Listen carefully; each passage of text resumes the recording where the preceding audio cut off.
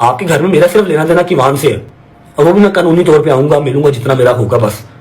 बाकी उसकी मां का राइट है वो रहे, ठीक है।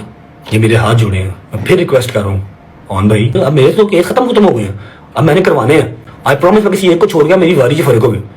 मैंने रज्जा पाटना कहना जिन्हें भी छड़ गया थे। हूँ मुझे चुप रहने दो, मैं बड़ा बुरा फटूंगा। मेरे लो मेरी यूट्यूब सवेरे बंद हो गई, मैंने कोई परवाह नहीं, मैं ताड़ा घरों निकलना मुहाल कर देगा। अच्छा, रज्जा भट्ट का शैज़ी और गज़ल जवाद के मजाक उड़ाने पर ओन शेख के खिलाफ मुकदमा लड़ने का ऐलान। रज्जा भट्ट ने बहुत गुस्से में आकर सोशल मीडिया पे आके ओन शेख को वार्न किया है कि अगर मेरी बहन को कुछ भी कहा और मेरे दोस्त यारों का मजाक उड़ाया, अब मैं बिल्कुल भी चुप नहीं रहूँगा।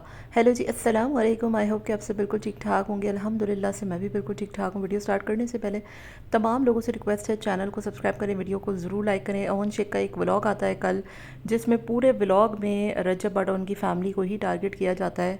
रजब भट्ट ने अपने बेटे से मुलाकात के लिए, बेटे की कस्टडी के लिए नहीं बल्कि मुलाकात के लिए अदालत से रुजू किया है। अभी बच्चा बहुत छोटा है, अभी कस्टडी तो उसकी हासिल की भी नहीं जा सकती।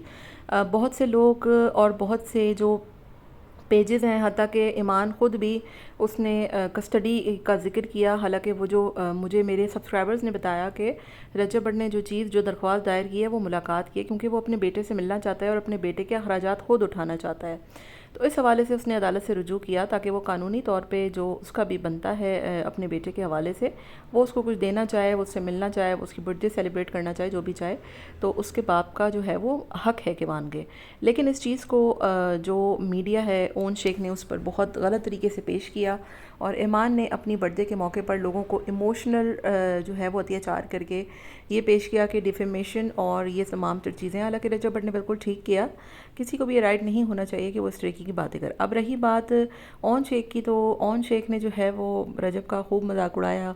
एक टॉय को लेकर गज़ल जवाद मिलाकर उसको बाहर फेंका और गज़ल जवाद के पर्स का मजाक उड़ाया, टिकटॉक्स का मजाक उड़ाया। हालांकि गज़ल जवाद कभी भी इन लोगों को कुछ नहीं कहती है, वो अपने काम से काम रखती है और कभी भी उन्होंने जो है वो इस हवाले से बात नहीं की। मुझे समझ में नहीं आता कि ऑन कौन होता है कि रजब भट्ट की बहन के हवाले से इस तरीके की बातें करे।